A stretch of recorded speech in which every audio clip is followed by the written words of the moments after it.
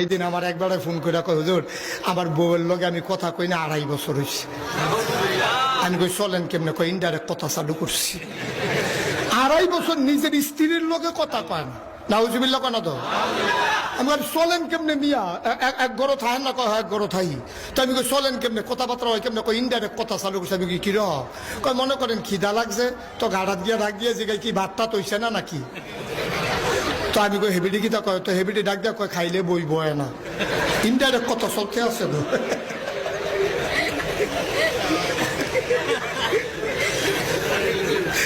আমি কই মনে করেন ভাত দিছে, তরকারি দিছে, ডাইল দিত, মনে নাই তো কিতা কয়? কয় যে হুজুর আমি তো বারান্দাত বইয়া খাই। তো হেবিডি ভিতরটা ডাক দিয়ে জিগায় বারান্দার ডাইল লাগবো নি? আমি জিগাই দিলে দিব, এই চলতে আছে আর কি। বড় বড় আকারে কয় চিন্তা করো।